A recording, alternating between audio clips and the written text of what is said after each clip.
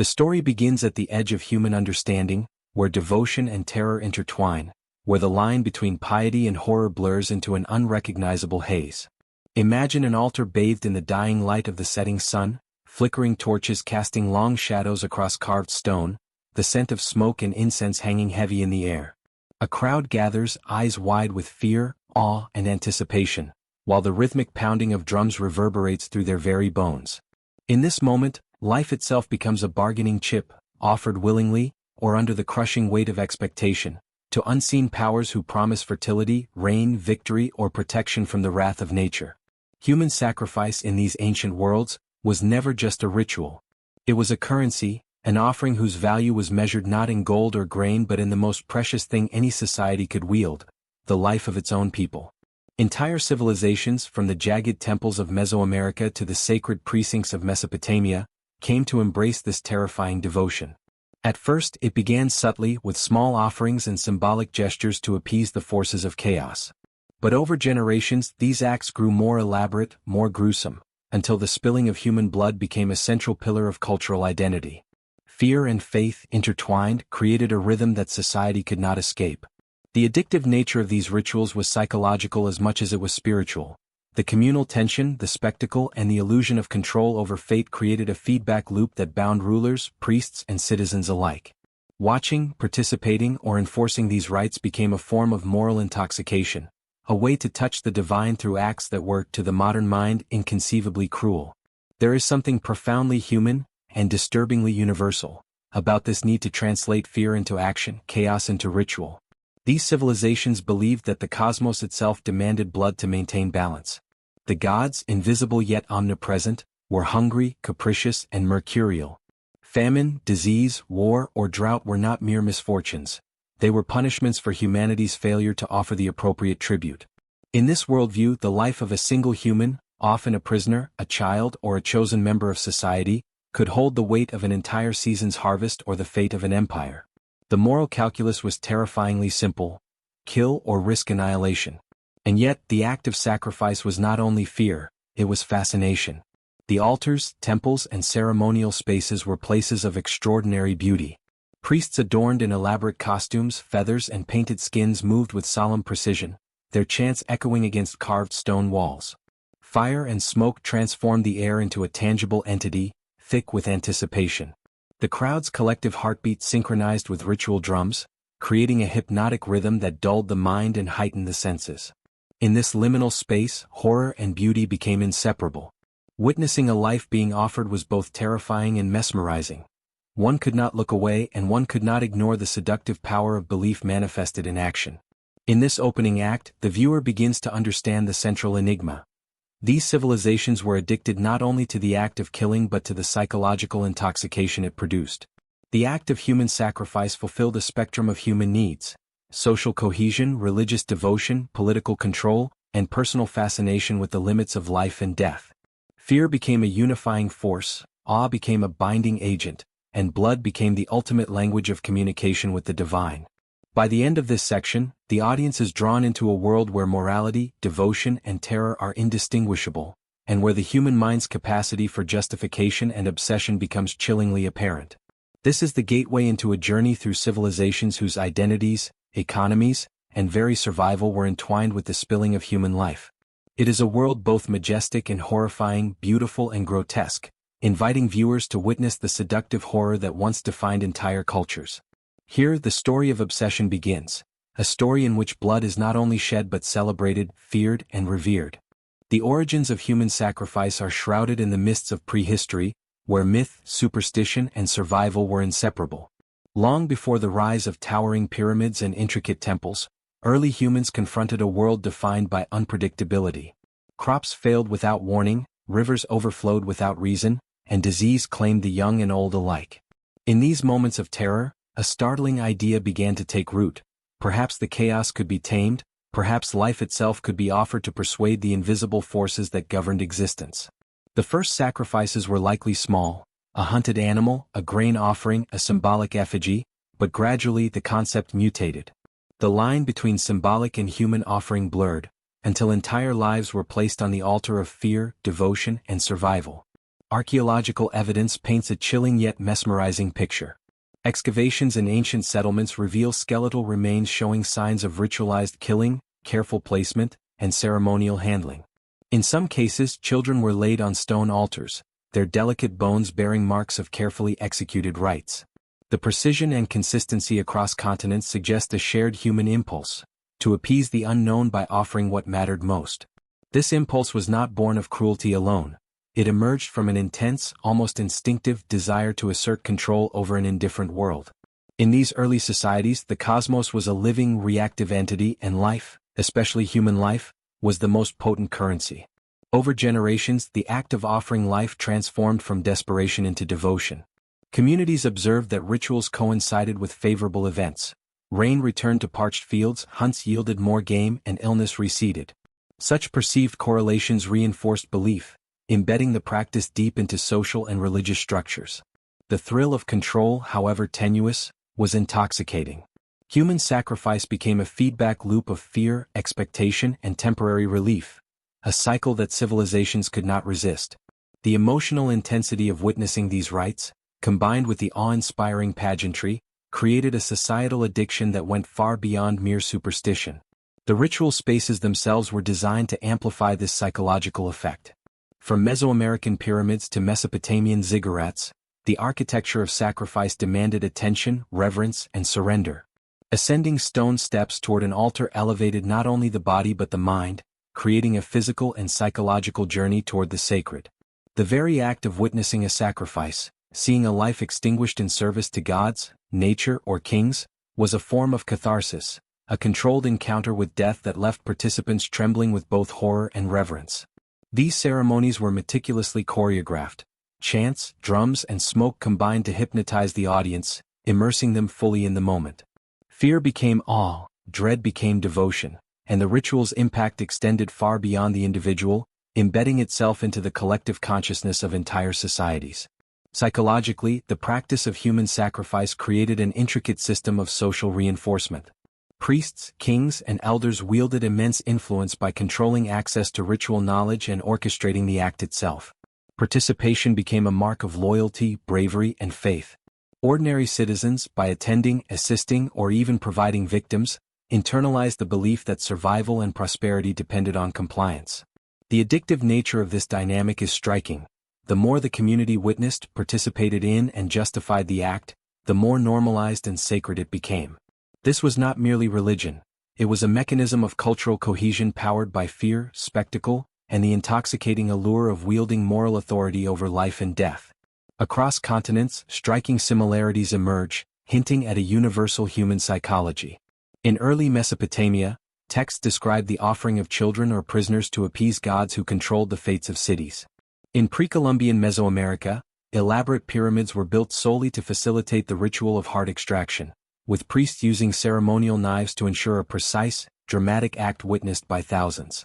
In Neolithic Europe, bog bodies suggest deliberate deposition of humans into watery graves, perhaps as offerings to nature spirits. Despite differences in geography and culture, the underlying logic remained the same. Humanity, confronted with the incomprehensible, sought to negotiate survival through the ultimate sacrifice. The addictive allure of these rites was magnified by the human tendency to ritualize fear. Repetition bred familiarity, and familiarity bred an acceptance that bordered on reverence.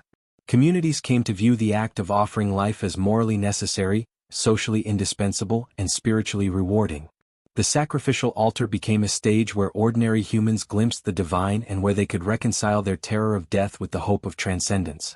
The interplay of dread and beauty, horror and ceremony, created a psychological framework in which cruelty and devotion were inseparable, setting the stage for civilizations to embrace ever more elaborate and shocking forms of human offering.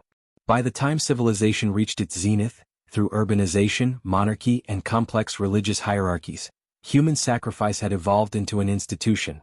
It was no longer simply a desperate act of appeasement but a structured, socially enforced, and culturally celebrated practice. Entire generations were raised to believe that the spilling of blood was necessary for the survival of the cosmos, the community, and even the individual soul. The psychological power of this belief was staggering. The act of killing, once horrific, became sanctified. The altar, once a site of fear, became a site of communal identity and devotion. In this section, the audience comes to understand a fundamental truth.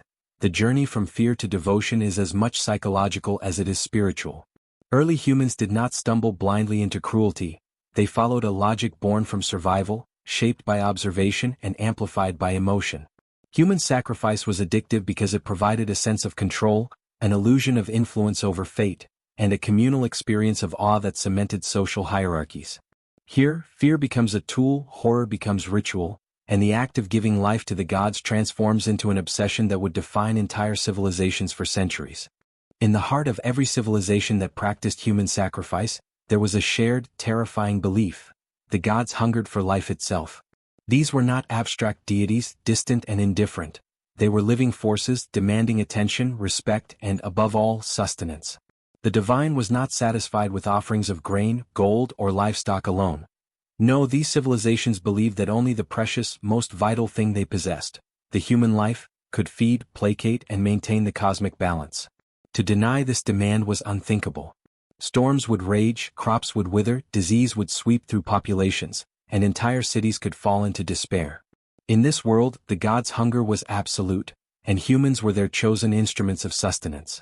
Across the ancient world, myths and chronicles reveal how this hunger became ritualized and systematized. In Mesoamerica, the Aztecs envisioned the gods as beings of immense power who required the offering of human hearts to renew the sun and sustain life on earth. Priests would ascend massive stepped pyramids, their ritual knives gleaming in the morning sun, and extract the beating heart from the chest of a carefully chosen victim. The spectacle was not merely violence, it was theology made flesh. The crowd below witnessed an act that was terrifying yet sacred, a moment in which mortality was surrendered to divinity. Each beat of the heart, each drop of blood spilled onto stone, was a communion between human and God, a tangible proof of devotion and cosmic order. In Mesopotamia, the divine hunger was similarly omnipresent, though expressed through different forms. Texts and inscriptions describe rituals in which prisoners, slaves, or even royalty were offered to appease gods who controlled floods, famines, and plagues. These sacrifices were often public, not only to satisfy the gods but to send a clear message to the populace. Obedience to divine law was mandatory and the gods' favor was absolute. The ceremonial precision, the chants, and the offerings created a hypnotic rhythm that reinforced belief, turning fear into devotion and awe into addiction. The people learned to expect the ritual, to revere it, and, over generations, to consider it an indispensable cornerstone of life itself. The psychological dimension of divine hunger cannot be overstated. Belief in the gods' literal need for human life created a profound moral paradox. Killing became a moral duty, spilling blood became an act of piety. Participants reconciled the horror of the act with the necessity of faith, and over time this reconciliation became addictive. The emotional high of participating in a sacred act, seeing the gods satisfied, witnessing the ritual's success, feeling the collective tension and release, engaged the human brain in ways that were intoxicating. This was reinforced by communal spectacle. Processions, chants, costumes, fire, and smoke combined to create a multisensory experience that left participants both terrified and exhilarated. Each successful sacrifice, each perceived divine blessing, cemented the act's centrality to civilization. Power structures within these societies reinforced the gods' hunger. Priests were the mediators between humanity and the divine, entrusted with performing sacrifices and interpreting signs of approval or wrath. Kings and rulers leveraged these rituals to legitimize their authority, demonstrating that they were the conduit through which the gods' demands were met. The convergence of religion, politics, and spectacle created an addictive loop. The gods' hunger justified social hierarchies, and participation in sacrifice reinforced loyalty, obedience, and fear. The very act of appeasing divine hunger became a tool of governance, ensuring compliance and maintaining order, while simultaneously feeding an insatiable psychological and spiritual craving for ritual.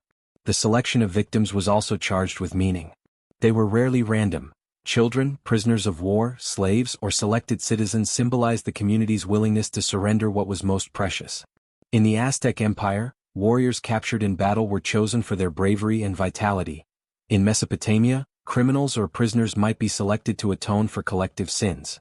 Every act of offering was symbolic, a tangible negotiation with the divine. The victim's life was a gift that bound the human to the gods, the people to their leaders, and the living to the memory of death. The tension between reverence and horror created a psychological intensity that echoed throughout society, making the act not just ritual but addiction, as each successive generation was drawn deeper into the spectacle. Cinematic imagery helps us grasp the terrifying grandeur of these ceremonies. Imagine a temple atop a hill, flanked by massive walls adorned with murals depicting divine battles, cosmic storms, and sacred victories. Priests in elaborate headdresses, painted and feathered, carry their victim up stone steps, the sunlight glinting on ritual blades. The crowd below sways in unison to drums and chants, their hearts synchronized with the rhythm of sacrifice. Flames leap, smoke coils into the sky, and as the act concludes, an almost tangible shift occurs. The people believe the gods are fed, the harvest secured, the city's fate momentarily assured. It is a moment of terrifying beauty, a dance of horror and devotion, where fear becomes exaltation. The addictive nature of divine hunger extended beyond the ceremonial itself. It permeated art, architecture, and storytelling, embedding the need for blood into cultural memory. Legends recounted the gods' wrath when sacrifices were neglected, reinforcing collective obedience. Festivals, calendrical cycles, and seasonal rituals became opportunities to renew offerings, each act reaffirming the psychological loop. Over centuries, civilizations became not just habituated but dependent on these rites. The spilling of human life, once a fearful necessity, became a cultural addiction, a lens through which humanity viewed morality, fate, and divinity. By the end of this exploration, the audience begins to grasp a chilling truth. Divine hunger was not a metaphor. In the minds of these civilizations, it was literal, immediate, and absolute. Human life was the ultimate offering, and the act of giving it created a complex psychological, social, and spiritual web that bound entire societies to ritualized killing. It was an addiction born of fear, spectacle, and faith, and it became one of the most powerful engines of human history. The story of divine hunger is thus a story of obsession, of morality inverted, of horror transformed into devotion, and it sets the stage for the next chapter where psychology, power, and ritual collide in a breathtaking display of human complexity and cruelty. For the participants, the act of human sacrifice was never merely ceremonial, it became a lived experience that reshaped the mind. Fear, awe, and fascination merged into a potent cocktail that altered perception, morality, and social cohesion. The initial horror of witnessing a life extinguished gradually gave way to ritualized acceptance, and in many cases to a form of addiction. Entire societies became habituated to the spectacle of death, not out of cruelty alone, but because horror itself became a source of meaning, a lens through which order, identity, and devotion were measured. In this world, the unthinkable became normalized, and the extraordinary became everyday life. The psychology behind this transformation is both complex and universal. Human beings are wired to respond to threat and spectacle, and repeated exposure to fear can create a paradoxical attachment. In civilizations that practiced human sacrifice, this attachment was reinforced by social, religious, and political structures. Participation in, or even observation of, a ritual killing was a demonstration of loyalty, courage, and piety. Those who refused, hesitated, or questioned the act risked social ostracization, suspicion, or punishment. Over time, the act of witnessing horror became intertwined with personal and communal identity, producing a collective habituation that made ritual killing not only acceptable but psychologically addictive. The priests, kings, and ritual specialists who orchestrated these ceremonies understood this power intimately. They designed rituals to maximize emotional impact. The ascent to the altar, the rhythmic pounding of drums, the chanting that reverberated off stone walls, and the theatrical use of fire and smoke. Every element heightened anticipation, synchronized the community's heartbeat, and deepened the psychological imprint of the event. The repetition of these sensory cues over generations reinforced the notion that horror was sacred. Children grew up surrounded by these spectacles, witnessing the interplay of life and death as a fundamental truth, internalizing the belief that mortality itself could be offered, controlled, and redeemed through ritual. This habituation extended beyond the immediate participants. Ordinary citizens, even those who never touched the sacrificial victim, became invested in the ritual's outcome. Crops, weather, or military success were believed to hinge on proper execution. Anxiety and relief became communal experiences, a cyclical emotional roller coaster that conditioned the population to crave the ritual. The act of human sacrifice was thus both a spectacle and a social mechanism, binding communities together through shared terror and collective exaltation. Horror became a social glue, embedding itself in cultural memory, festivals, and art, and reinforcing the addictive nature of the practice across generations. The paradox of beauty and cruelty is central to understanding why human sacrifice became habitual. Temples, pyramids, and altars were often architectural marvels, adorned with intricate carvings, painted frescoes, and elaborate statues depicting cosmic order. The victims themselves were sometimes dressed in ceremonial garments, their bodies treated with reverence even as they faced death. The sensory and aesthetic richness of these rituals, colors, music, incense, and symbolism, created a dissonance in the human mind. Horror was cushioned in beauty, death wrapped in ceremony. This contrast amplified the psychological effect, transforming terror into a complex, almost intoxicating experience. Witnesses could feel grief, fear, awe, and reverence simultaneously, creating an emotional intensity that drew them back repeatedly. Addiction to horror also intersected with social hierarchy and power. Participation was a demonstration of status and courage, and in some societies the role of executioner or priest was highly coveted despite, or because of, the terrifying responsibilities it entailed. Those who performed the act gained prestige, perceived proximity to the divine, and a socially sanctioned outlet for aggression. The act of killing, once horrifying, became a conduit for authority, control, and spiritual validation. The cycle of horror-feeding addiction was thus both personal and political, reinforcing societal structures while binding individuals to the practice. Cinematic reconstructions of these rituals reveal their hypnotic effect. Picture a young initiate stepping forward as the drums thunder in rhythm with his racing heartbeat. Smoke rises from the altar, swirling into the sky, while the crowd chants in unison, their voices a vibrating current that seems to pull the ritual forward. The tension is unbearable yet mesmerizing. Each participant feels the weight of eternity pressing down, a sacred responsibility to the gods and the community alike. When the final act occurs, the release of tension floods the senses. Horror, awe, and relief blend in a potent mixture, creating a psychological high that lingers long after the ceremony ends. Repetition of this experience, across seasons and generations, solidified the addictive power of horror. Moreover, the normalization of cruelty had profound moral implications. Societies came to view killing as not only necessary but virtuous. Sacrifice became a metric of righteousness, courage, and devotion. Ordinary humans could reconcile their fear and empathy with the moral imperative imposed by religion and tradition.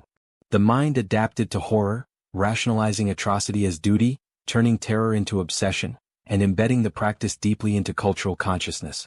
In this way, human sacrifice was not merely a social or religious act. It became a psychological institution shaping morality, behavior, and belief over centuries. By the end of this section, it becomes clear that the addiction to human sacrifice was as much a psychological phenomenon as a cultural one. The repeated exposure to fear, the intricate ritualization of horror, and the integration of these acts into social, political, and religious life created a cycle that was extraordinarily difficult to break. Entire civilizations were bound to the spectacle, compelled by both belief and the intoxicating thrill of ritualized terror. Horror was no longer an obstacle to devotion, it had become its very foundation.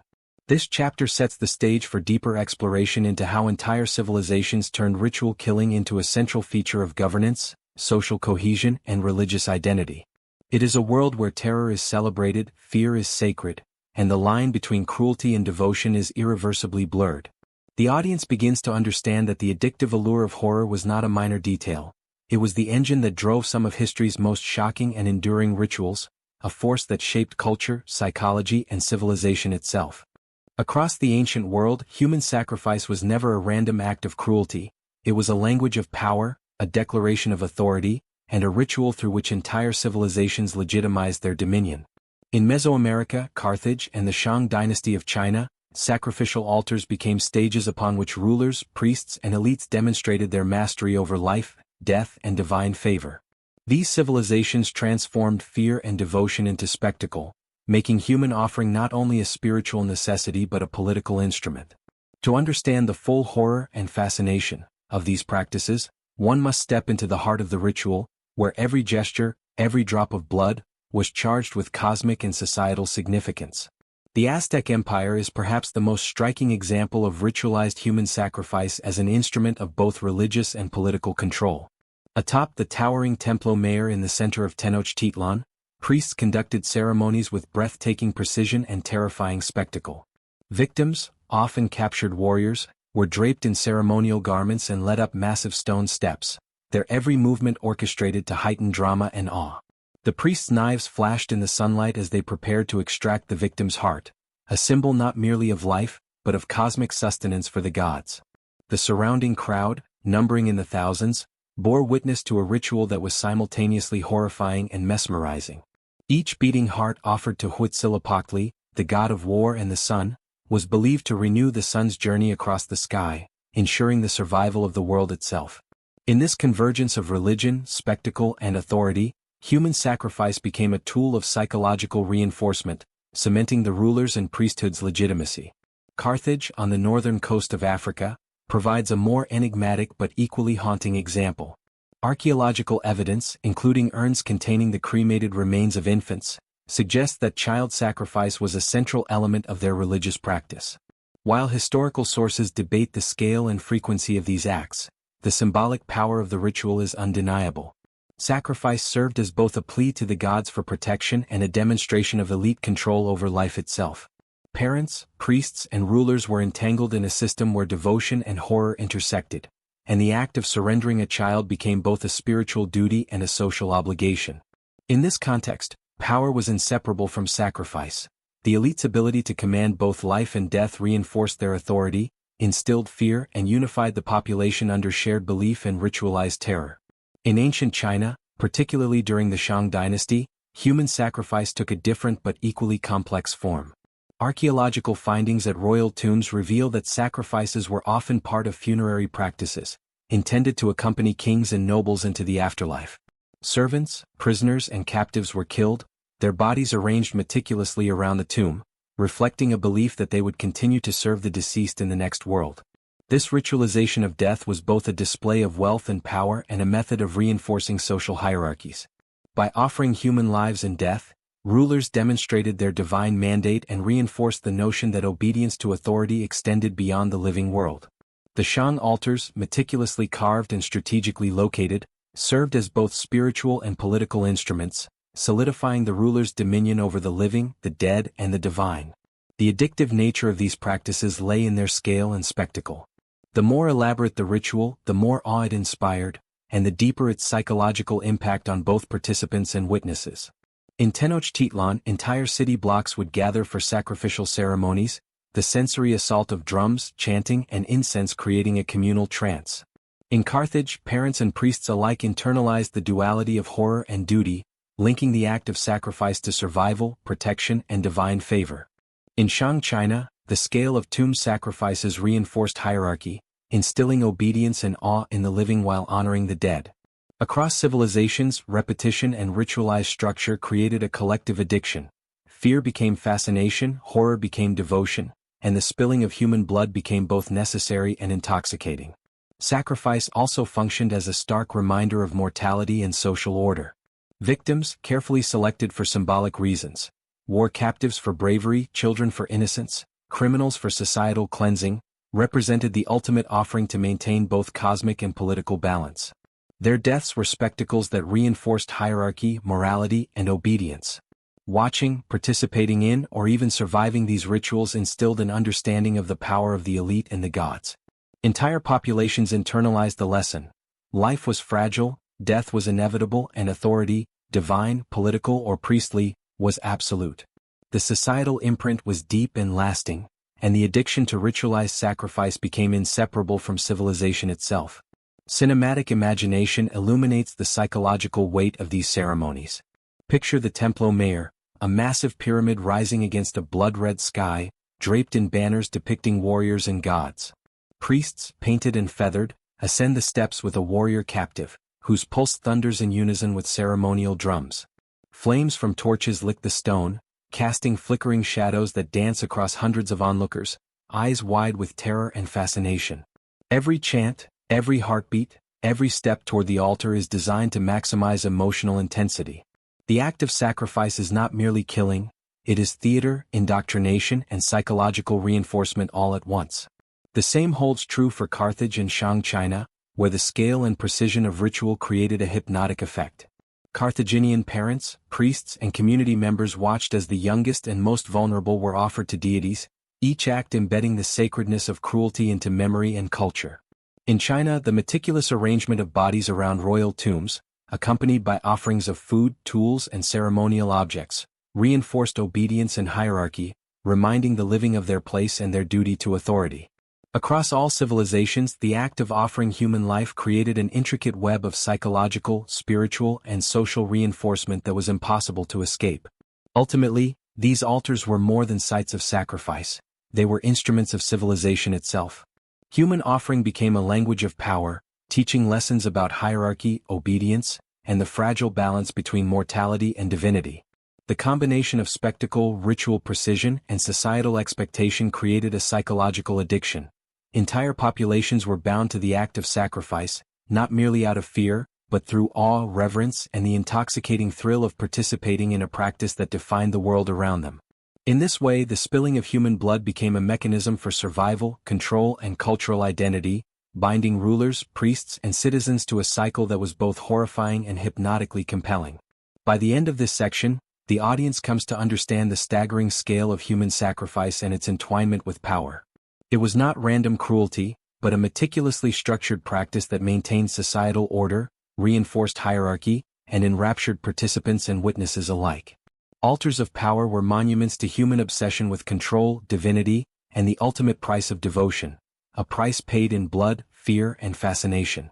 At the heart of the Black Sun cult's terror lay its most horrifying practice, human sacrifice. While outsiders may have imagined these rituals as crude or chaotic, they were, in fact, highly calculated events, designed to both instill awe and reinforce the cult's psychological dominion. Sacrifice was not simply an act of violence. It was a meticulously structured intersection of belief, fear, and cosmic symbolism. To the initiates and priests, it represented the ultimate proof of devotion, the highest form of communication with the Black Sun, and a tangible expression of the duality that defined their worldview: life given to affirm death, darkness embraced to honor illumination. The process often began long before the act itself. Victims, whether chosen from within the cult or captured from the outside, were prepared in secret. In some cases, they were treated with a surreal combination of reverence and terror, clothed in ceremonial garments, bathed in ritual oils, or adorned with symbols representing their passage from the mortal realm to the shadowed dominion of the Black Sun. The psychological preparation was as critical as the physical. Fear was cultivated, obedience encouraged, and awe instilled. Those who participated in or observed the ceremony were drawn into a complex emotional web, where horror and fascination became indistinguishable. The location of the sacrifice was chosen with extreme care. Hidden caves, forest clearings, and underground chambers amplified the ceremonial gravity, their architecture and natural acoustics designed to intensify sensory perception. Torches cast flickering, trembling shadows that transformed simple stone or earth into a stage of cosmic significance. Chanting, drums, and other ritual sounds created a rhythm that synchronized the participants' emotions, guiding them through fear, anticipation, and ecstatic devotion. Every detail of the environment was orchestrated to immerse all present in the cult's worldview, making them complicit in the act through psychological as much as physical presence. Blood, both symbolic and literal, was central to the ritual. Some ceremonies involved only small amounts, a drop or two to sanctify the altar and demonstrate personal sacrifice. Others were far more extreme, involving animals or human victims whose lifeblood was offered to the Black Sun. The act of shedding blood was framed as a cosmic necessity, a way to maintain balance between light and shadow, life and death. For the cult, blood was not merely biological, it was sacred, a medium through which devotion was measured and cosmic forces appeased. To witness or partake in this act was to step beyond ordinary morality, to accept the premise that horror itself could be holy. The psychological impact of witnessing human sacrifice was profound. Initiates and observers were forced to confront mortality, fear, and their own complicity. The rituals were designed to create a sense of awe and terror simultaneously, blurring the boundaries between observer and participant. This duality was deliberate. Those who understood the underlying cosmic symbolism were elevated, while those who hesitated or resisted became cautionary examples. Through repetition, these ceremonies normalized acts of extreme violence within the cult's moral framework, embedding obedience, fear, and devotion into the consciousness of all involved. In some historical accounts, victims were chosen for their symbolic significance. Children, young adults, or individuals representing specific social classes or familial lineages were sometimes offered to the Black Sun to reinforce the cult's connection to life cycles, cosmic events, or political influence. Each sacrifice carried layers of meaning, transforming what might appear to outsiders as senseless brutality into a carefully orchestrated act of ritualized terror and symbolic resonance. The selection and preparation of victims demonstrated the cult's meticulous attention to the intersection of psychology, mythology, and power. The method of sacrifice itself varied depending on the ritual's intended effect. Some acts were swift and precise, meant to demonstrate mastery over life and death, while others were prolonged and ceremonial, designed to heighten fear, devotion, and emotional intensity. In all cases, the experience was both a communal and a cosmic event. Participants shared in the act of devotion, while priests and leaders framed it as communication with the Black Sun, an offering that transcended the mortal plane. In this way, human life became a conduit for spiritual and psychological transformation, a grim yet compelling proof of the cult's power. Sacrificial ceremonies also served a political function. When rulers or influential figures were present, the acts reinforced authority and control, demonstrating the cult's ability to manipulate fear and devotion simultaneously. Participants, even those of high rank, were reminded that the Black Sun's power extended beyond the mortal realm, that its influence could bend morality, loyalty, and survival. In some instances, historical records suggest that the cult leveraged these ceremonies to influence political outcomes, using terror as a tool of persuasion, control, and subtle coercion. Perhaps most chilling of all was the cult's ability to make moral transgression sacred. Followers were trained to perceive acts of cruelty, violence, and fear not as evil but as sacred duties, essential to maintaining cosmic balance and personal enlightenment. This moral inversion ensured that the participants internalized the cult's worldview completely. Obedience and horror became indistinguishable from devotion and understanding. The psychological grip was absolute, leaving initiates and observers alike bound to the cult's philosophy in ways that would persist for a lifetime. The long-term effects of these sacrificial rituals were profound. Survivors often emerged transformed, with a heightened sense of loyalty, fear, and cosmic awareness. They internalized the cult's teachings, associating terror with sacred purpose and obedience with enlightenment. Even those who only witnessed the rituals were psychologically altered, their perception of morality, loyalty, and the natural world reshaped by direct exposure to the Black Sun's philosophy. In this way, human sacrifice was not merely an isolated act of brutality but a carefully engineered instrument of psychological control, spiritual indoctrination, and societal influence. In the end, the human sacrifices of the Black Sun cult were emblematic of its larger purpose: to create a universe in which fear, devotion, and cosmic symbolism were inseparable. Each act of bloodshed was both an offering and a lesson, a brutal but deeply effective method of teaching the initiate, manipulating the powerful, and reinforcing the cult's mystical and psychological dominion.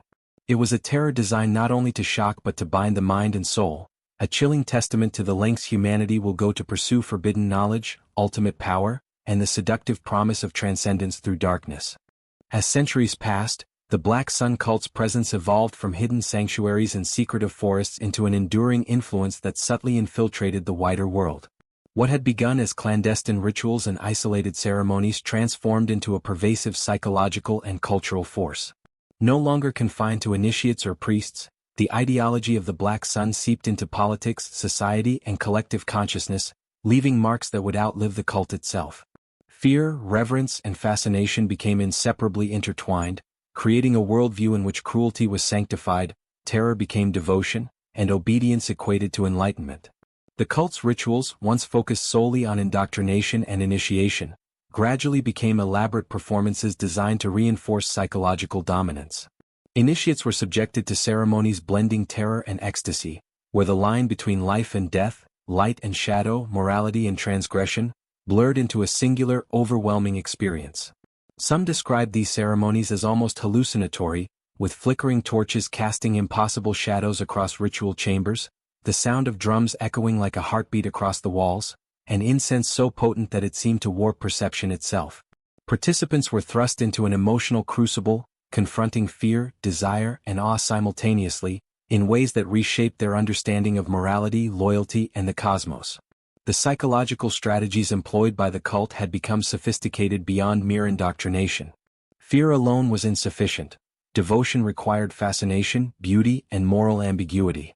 Music, chanting, hypnotic gestures, and symbolic choreography overwhelmed the senses, drawing initiates into states of heightened suggestibility. Each element of the ritual was meticulously calculated to manipulate emotion and cognition. By the time a ceremony concluded, participants had internalized the cult's principles. Horror equated to sacredness, moral transgression became a form of spiritual obedience, and fear was a conduit to cosmic understanding. In its later stages, the Black Sun cult increasingly entangled itself with political and societal structures. Kings, generals, and influential advisors were not mere observers but active participants, drawn into the cult through subtle coercion, persuasion, or the seductive promise of hidden power. Public displays of ritualized fear and devotion served multiple purposes.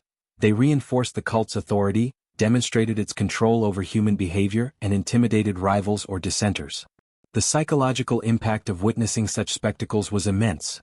Ordinary citizens, even when only partially aware of the event's significance, internalized the cult's dominance through a combination of awe, terror, and subtle suggestion. Even within the sanctum, cruelty and ritualized horror reached new heights. Initiates endured extreme trials of fear, endurance, and moral inversion, not only to prove loyalty but to demonstrate mastery over their own humanity. Those who faltered faced punishment designed to reinforce obedience and submission, while survivors were elevated, celebrated as exemplars of the cult's philosophy. Here, cruelty became sacred, moral inversion became a tool of devotion, and terror transformed into a psychological instrument of both enlightenment and control. The cult had perfected the art of turning fear into a sacred experience, leaving indelible marks on the minds of those who passed through its ceremonies. The moral inversion propagated by the cult was not limited to ritual. Daily life for members was suffused with constant reinforcement of Black Sun principles. Symbols etched into private spaces, whispered chants at specific times, coded texts, and ritualistic behaviors embedded in ordinary activities ensured that the philosophy of the Black Sun was omnipresent. Followers were trained to perceive acts normally condemned by society, cruelty, deception, manipulation, as morally justified and spiritually necessary. This continuous psychological conditioning blurred the line between obedience, belief, and morality, ensuring that the cult's influence extended beyond the ritual chamber into every aspect of life. Political influence also became a central element of the cult's expansion. The Black Sun's leaders understood the human desire for power, legitimacy, and cosmic favor. By subtly guiding rulers, officials, and military commanders, the cult reshaped decisions and outcomes, manipulating fear, loyalty, and ambition to achieve objectives without overt confrontation. Historical accounts hint that sudden purges, unexpected betrayals, and mysterious deaths may have been influenced by the cult's strategies.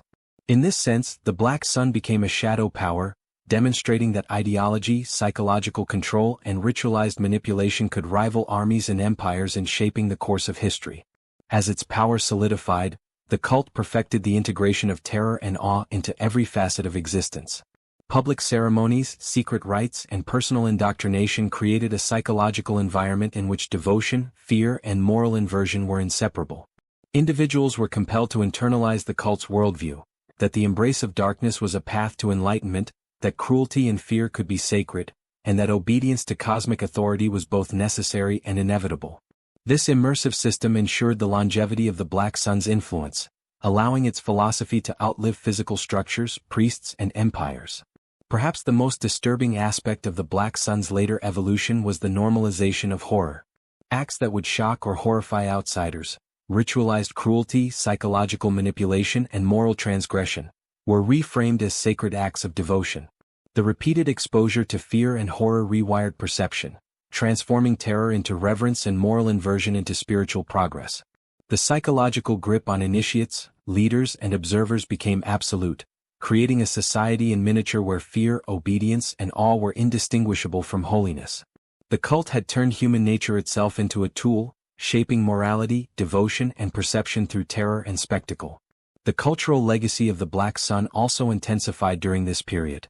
Its myths, symbols, and ceremonies began to permeate art, folklore, and philosophy. Representations of fractured suns, dualities, shadowed temples, and cosmic cycles appear in manuscripts, alchemical texts, and secret societies long after the cult's decline.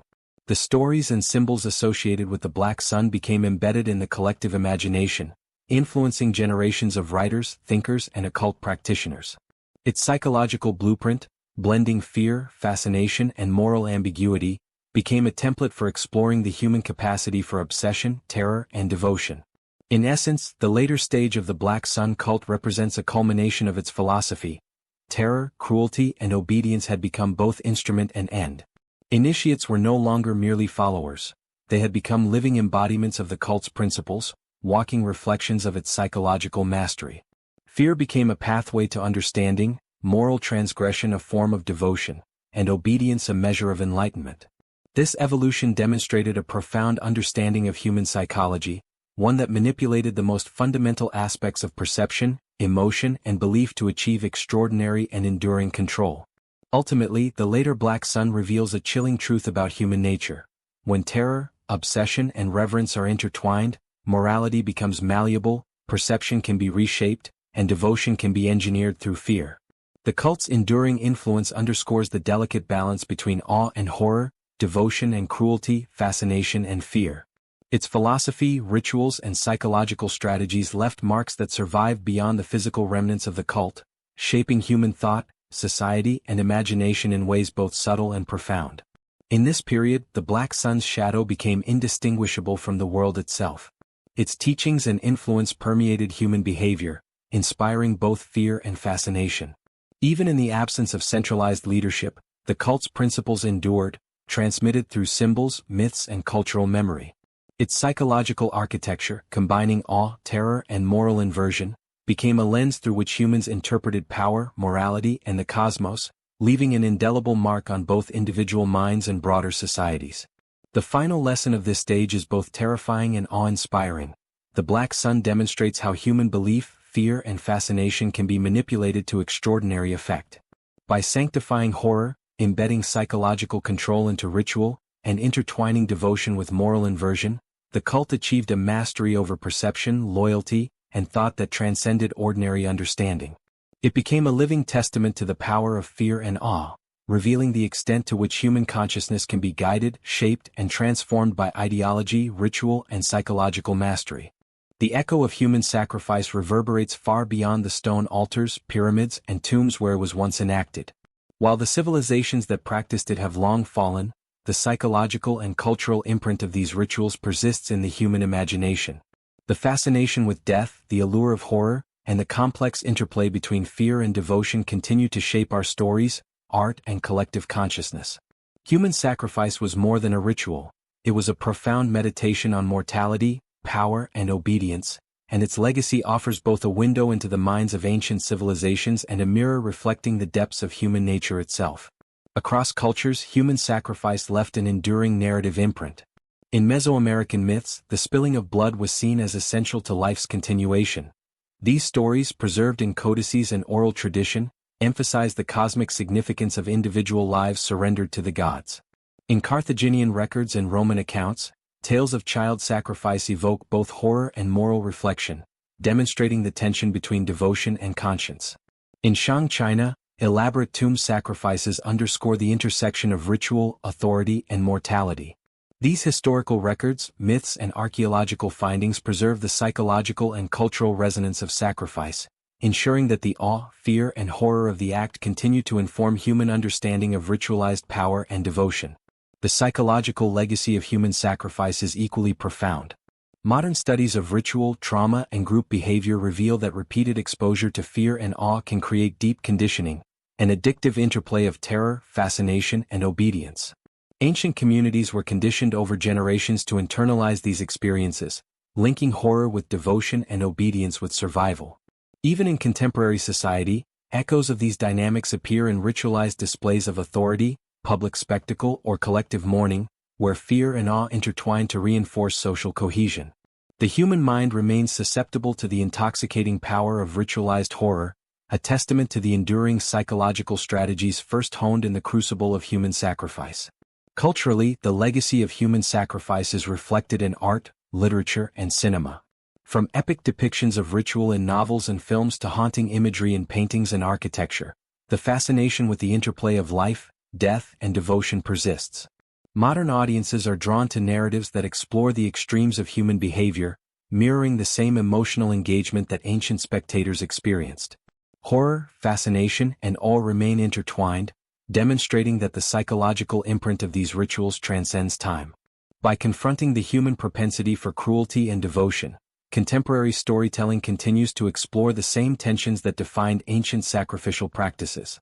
There is also a moral and philosophical dimension to this legacy. Human sacrifice forces a confrontation with the darkest aspects of human nature, the willingness to harm others in the name of belief, the seduction of spectacle and power, and the tension between moral intuition and obedience. Studying these practices illuminates the fragility of ethics under social, religious, and political pressure, revealing how communities can justify cruelty in the pursuit of perceived greater goods. These lessons resonate today, reminding us of the need to critically examine authority, question inherited traditions, and confront the human capacity for both devotion and destruction. The addictive psychological patterns first cultivated in sacrificial cultures continue to manifest in subtle ways. Humans remain drawn to extremes of fear and excitement. Thrills, horror entertainment, and ritualized spectacle offer controlled experiences that mirror ancient psychological conditioning. The intensity of communal emotion, the fascination with danger, and the awe of life and death stakes reflect deep evolutionary and cultural legacies. In this sense, human sacrifice is not merely a historical curiosity. It is a key to understanding enduring patterns of human behavior, emotional engagement, and the interplay between fascination and morality. Yet perhaps the most profound aspect of the legacy of blood is its capacity to inspire reflection and empathy. Observing the extremes of devotion, cruelty, and fear in ancient civilizations forces a confrontation with the fragility and resilience of humanity. It challenges viewers to consider the conditions under which morality can bend, the ways in which culture shapes perception, and the enduring tension between survival and conscience. The horror of ancient sacrifice, framed in its cinematic and psychological richness, becomes a lens through which we examine ourselves, our societies, and the delicate balance between power and compassion. Cinematic imagination helps us grasp the full scope of this legacy. Picture a modern museum, where artifacts from Tenochtitlan, Carthage, or Shang China are displayed under controlled lighting. A skull, a ceremonial blade, or a meticulously arranged burial site evokes awe and horror simultaneously. Visitors instinctively feel the weight of human life and death, the social and spiritual forces at play, and the enduring power of ritualized violence. The ghosts of the past whisper through these relics, reminding us that human obsession with control, devotion, and spectacle is timeless, and that the legacy of blood remains embedded in our collective psyche. In the end, the story of human sacrifice is a story of paradox. Horror and beauty, fear and devotion, cruelty and reverence all intertwine to shape civilizations and the human mind. Its legacy challenges us to confront uncomfortable truths about morality, obedience, and the allure of ritualized power. By studying these dark histories, we gain insight into the psychological forces that drive human behavior, the cultural mechanisms that sustain societies, and the fragile boundaries between devotion and cruelty. Human sacrifice may belong to the past, but its shadow persists, offering lessons about humanity's capacity for both destruction and transcendence. The legacy of blood is therefore both cautionary and illuminating. It is a testament to the extremes of human creativity, belief, and psychological conditioning, revealing how societies can become addicted to horror in the name of survival, power, or faith.